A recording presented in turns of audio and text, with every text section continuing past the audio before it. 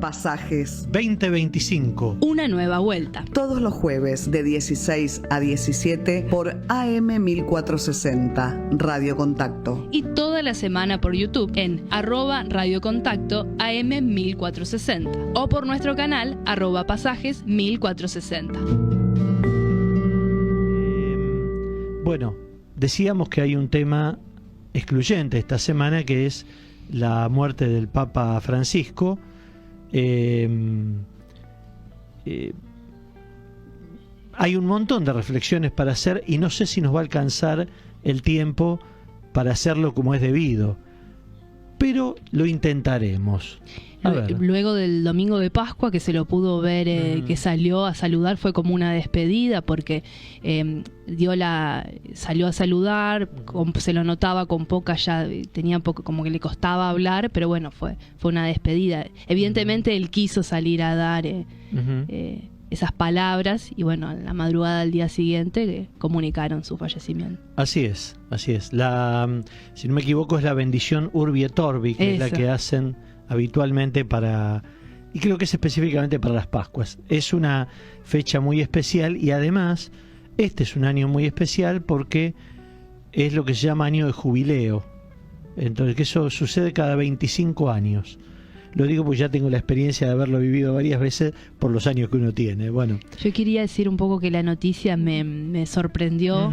Si bien sabíamos que había superado, estaba grave meses anteriores, pudo superar un poco la enfermedad, pero bueno, tenía ya cierta edad, pero bueno, uno siempre esperaba que podría seguir un tiempito más con nosotros.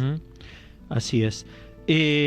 Tenemos algo pensado. Yo digo esto, a mí particularmente me impacta. Yo soy una persona sin fe religiosa, o sea, no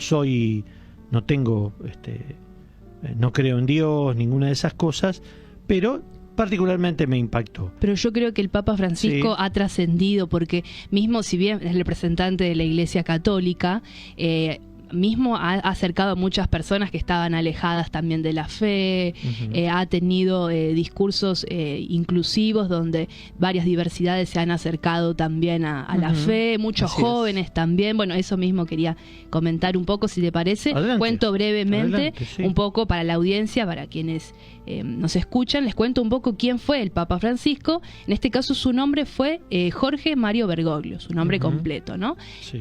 Les cuento un poco que nació el 17 de diciembre del año 1936 en el barrio porteño de Flores. Así es. Les cuento un poquito brevemente su recorrido, sus años vividos. A sus 13 años fue inscripto como pupilo en el colegio salesiano Wilfrid Barón de los Santos Ángeles, más conocido como Don Bosco. Esto queda en Ramos Mejía, ¿no? Allí fue monaguillo y bueno, cursaba la materia religión, donde era muy destacado y todo. Eso en cuanto a su niñez. Después, en el secundario, realizó en una escuela técnica, estudió y se recibió como técnico químico. Igualmente ya se notaba su vocación religiosa, de muy jovencito, de pequeño. A los 21 años decidió convertirse en sacerdote, por eso ingresó a un seminario. Luego de eso quiso ser jesuita, muy destacado, donde tuvo viajes, recorrió varios lugares. En diciembre del año 1969 ya fue nombrado sacerdote. Luego de eso pasó a ser arzobispo de Buenos Aires, o sea, lo hemos tenido acá en la ciudad de Buenos Aires, en la Catedral Metropolitana. Sí. Luego, después de eso, fue nombrado cardenal, requisito que después lo llevó a ser papa. Antes de eso también tuvo una gran presencia en la Conferencia Episcopal Argentina, destacado, donde lo presidió esta entidad. Fue del año 2005 a 2011, pero el hecho trascendental, recordemos, tras la renuncia de Benedicto XVI, que fue el anterior papa, quien anteriormente estuvo en el cargo, luego de un cónclave, recordemos que hace 12 años atrás, porque en marzo pasado se cumplieron 12 años que Francisco asumió el papado, ¿no? Recordemos, el 13 de marzo del año 2013 se convierte en sumo pontífice y, como destacabas al principio del programa, se convierte en el primer papa argentino latinoamericano, y él mismo eligió el nombre Francisco porque se sabe que por la historia Francisco era muy destacado por la humildad, bueno, algo que él lo representaba también, por eso elige ese nombre. Quiero destacar algunas de sus frases más recordadas. El que decía: recen por mí, hagan lío. Bueno, y por último, finalmente, como sabemos, es de público conocimiento, luego de la Pascua falleció el lunes pasado a los 88 años a causa de un derrame cerebral. Bien, es muy bueno el resumen y nos viene bien de pie, nos viene bien como pie, mejor dicho, para escuchar el primer audio que tenemos, que es el número 98, los vamos numerando así, de 99 para atrás siempre. Así se hace. Eso es, el número 98, que se lo voy a pedir ya mismo a Charlie. Pasajes. Annuncio vobis gaudium magnum, habemus papam.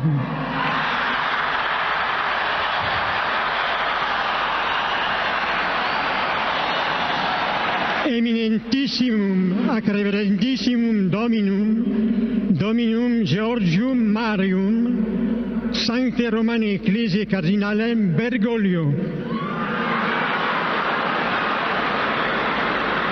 qui sibi nomen imposuit Franciscum. Pasajes.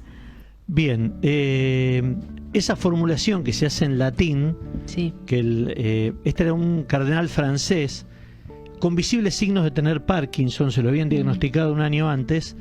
Este cardenal falleció en el año 2018. En latín dice: os traigo una gran noticia. Lo estoy citando de memoria, no me acuerdo. Sí. Lo había buscado, dije lo voy a, y no lo traje. Bueno, os traigo una gran noticia. Habemus papam, que quiere decir tenemos papa. Y entonces da toda la formulación: excelentísimo y reverendísimo señor Jorge Mario, cardenal, por la gracia de Dios, creo que dice, Bergoglio. Mismo cuando fue elegido papa, Sí. salió la fumata blanca, ya teníamos papa. La fumata blanca es previa. Esto Sí. lo vamos a vivir todo de vuelta ahora en 2 semanas, breve, más o menos. sí. Va a haber votaciones 2 por día. Cuando el humo que salga de la chimenea sea negro, quiere decir que no hay acuerdo y no hay papa todavía. Cuando sale el humo blanco, esa vacante, porque el Vaticano está vacante, si uno entra a la página oficial del Vaticano, encuentra el nombre de que la sede está vacante en latín. Cuando sea nombrado el nuevo papa, va a aparecer esta formulación que leyó el cardenal, va a aparecer de nuevo en la página del Vaticano. Al final dice que impone el nombre Francisco, y la particularidad que a mí me llamó la atención es que no daba número. Habitualmente el Papa tiene un número, porque se los va numerando. Bueno, lo que se dijo en aquel momento es que como Francisco era un nombre que se elegía por primera vez, no tenía número. Hay un antecedente que es distinto, que es el de Juan Pablo I.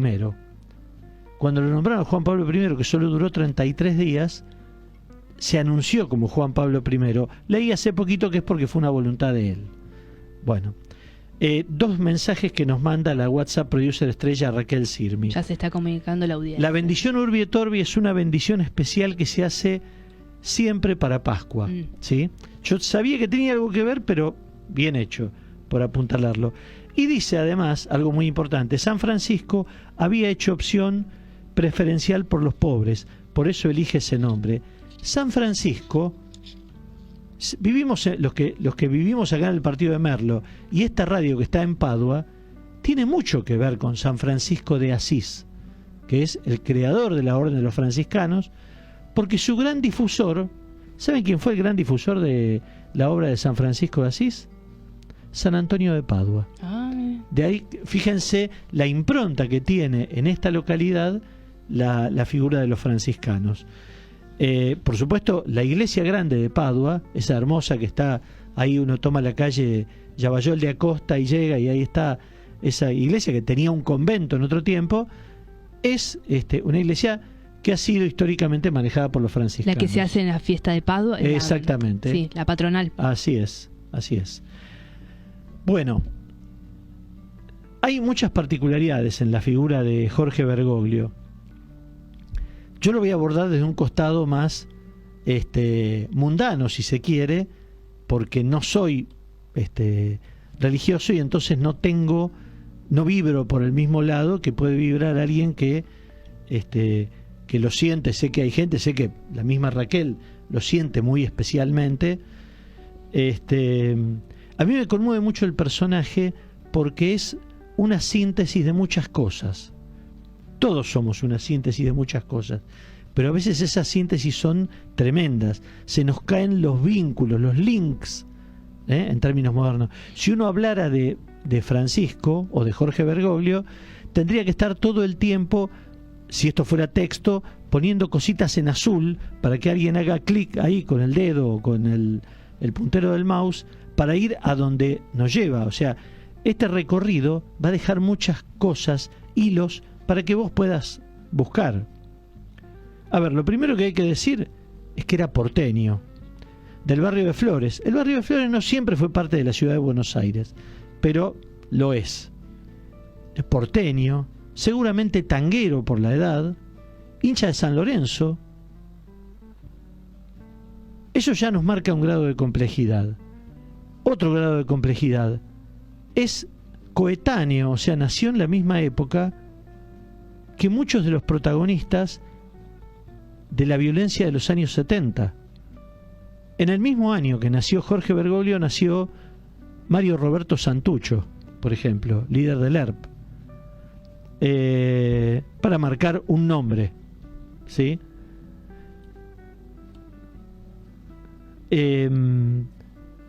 Acá va el segundo punto en el que uno tiene que meterse. ¿Cuál era la iglesia argentina en los años 50, 60, 70? La iglesia argentina en los años 50, que había estado primero muy vinculada a Perón, a tal punto que hoy se dice que el Papa Francisco era peronista. Probablemente lo era. Pero si era peronista, lo era por un componente que el peronismo ha tomado mucho, que es la doctrina social de la iglesia. El concepto de justicia social no es del peronismo, es de la iglesia, ¿sí? Ese que ha repudiado más de una vez el presidente, que ahora dice que fue el argentino más importante de la historia. Bueno, en fin.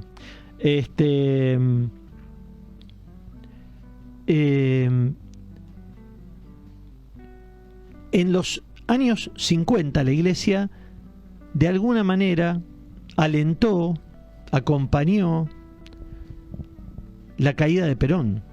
Se peleó con Perón en un momento. Habían sido aliados, pues se peleó.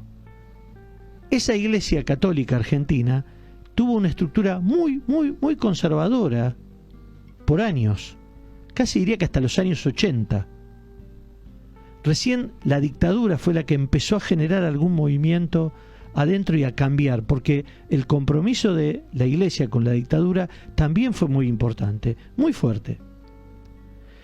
Incluso los cardenales, los arzobispos de Buenos Aires que antecedieron a Bergoglio, el arzobispo de Buenos Aires es tal vez la figura más importante de la iglesia, o lo ha sido, de la iglesia argentina hablo, aunque el presidente de la conferencia episcopal fuera otro. Pero yo nombro cardenal Cagiano, cardenal Aramburu, cardenal Guarrachino y después Bergoglio. Los tres primeros que nombré fueron personajes realmente con una fraseología espantosa, muy lejos de todo lo que pasaba en la sociedad. Uno los veía a los curas alejados de la vida de la sociedad. Bergoglio, cuando asume el arzobispado de Buenos Aires, ya antes había sido arzobispo auxiliar, tenía alguna obra escrita, participó de una orden muy particular, que es la orden de los jesuitas, que tienen toda una visión muy particular de las cosas. Los jesuitas han tenido mucho que ver, acá otro link, jesuitas, mucho que ver con el origen del sistema educativo en la Argentina.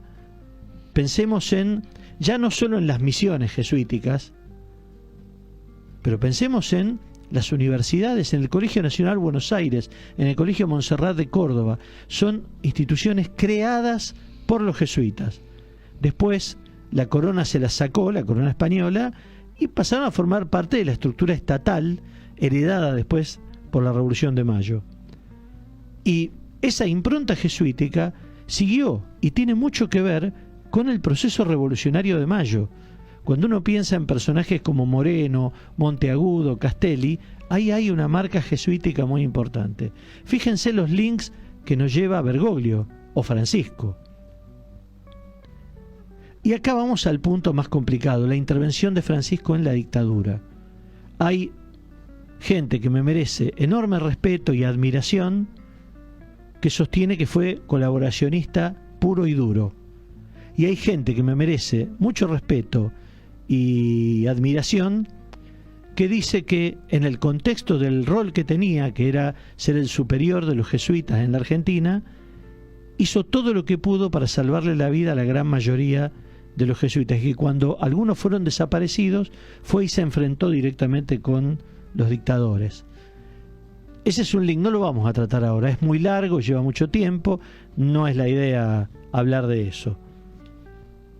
Cuando aparece al frente de la Iglesia, ya es producto de una época distinta. Desde los 80 la Iglesia empezó a cambiar su mirada. Bergoglio, como arzobispo, tenía un contacto muy frecuente con los curas villeros y desarrolló un trabajo muy intenso con ellos. Entonces su mirada era completamente distinta. La Iglesia de los años 90 es muy diferente, esa iglesia que surge a finales de los 90 es muy diferente de la anterior. Uno podría decir que Quarrachino era el resto, el valor residual de aquella vieja iglesia, y Bergoglio era parte de lo nuevo. Alguien me dijo, con muy buena relación con la iglesia, a lo mejor en otro tiempo, me dijo, fue como la luz de un fósforo en medio de la oscuridad. Es para pensarlo eso. Es bueno que haya habido la luz de un fósforo, es malo que haya mucha oscuridad. Todo esto sin haber llegado a Papa, estoy contando. Me falta todavía toda la llegada al papado. Y una cosa más. En el siglo XXI, en ese periodo que Ludmila describía como el momento en el que asumió la Conferencia Episcopal Argentina, la presidencia, Bergoglio empezó a transformarse en un claro opositor de los Kirchner. Uno no sabe si fueron los Kirchner que se enojaron con él o él con él, no lo sé, pero empezaron a ser opositores. Los Kirchner, el Te Deum del 25 de mayo lo hacían en cualquier otro lado, menos en Buenos Aires. En Luján, en Santiago del Estero, en Tucumán, no en Buenos Aires.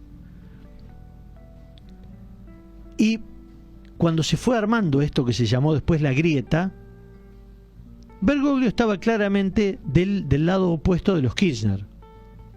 ¿Sí? Hubo grandes enfrentamientos discursivos, pensemos 678, Canal 3, TN, toda esa historia de la época, Clarín, bueno, todo eso.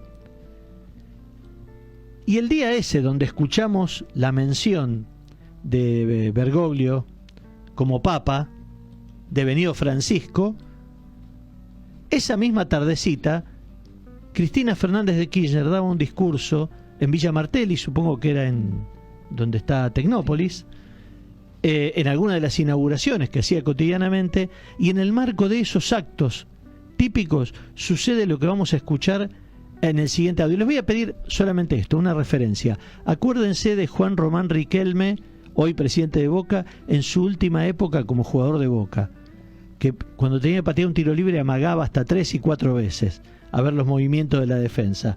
Escuchen a Cristina y escuchen el fondo del público y después seguimos.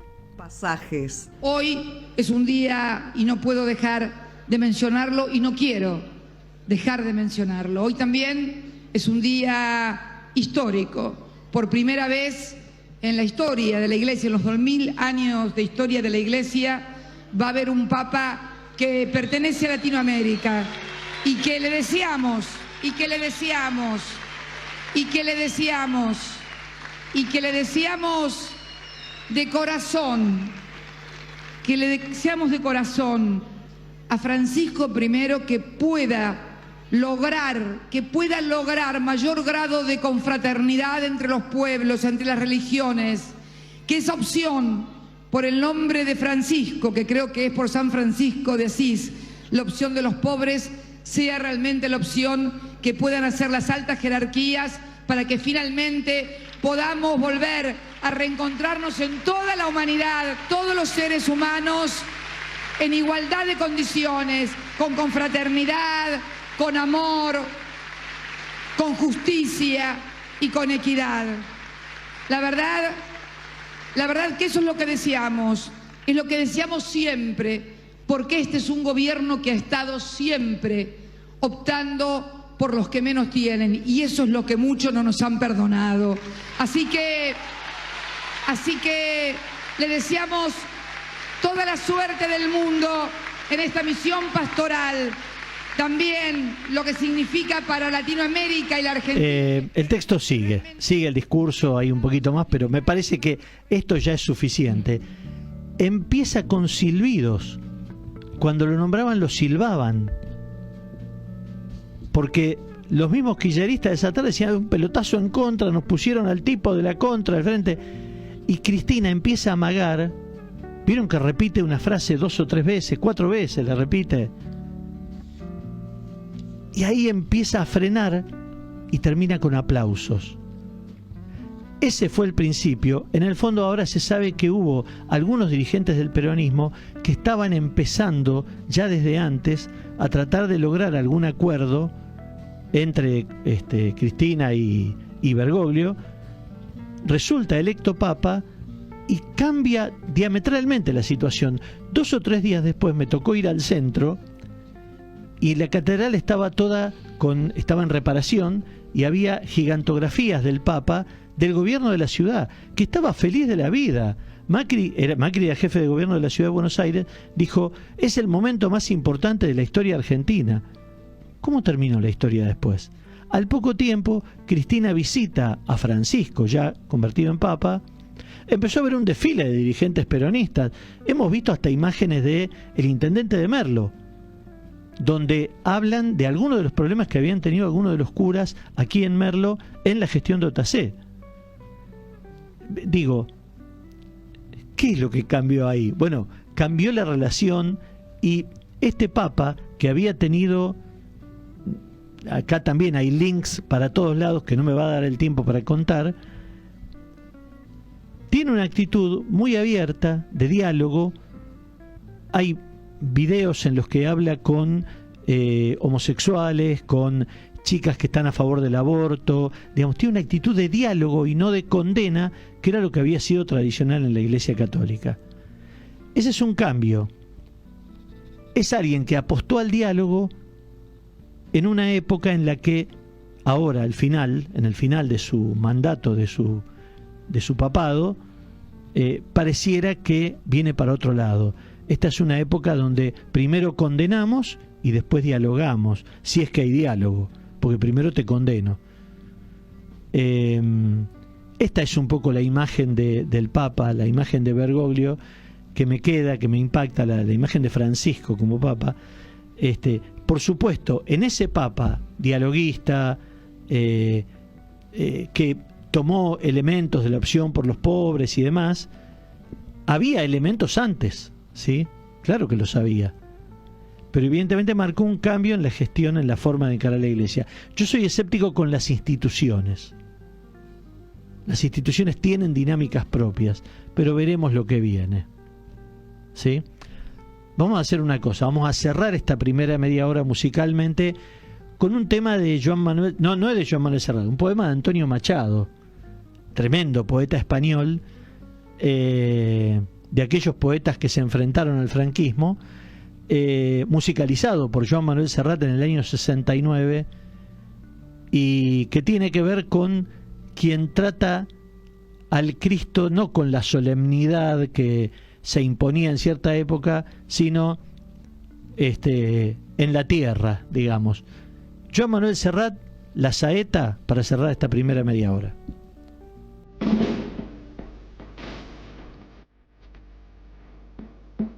Esto es camino para subir al madero.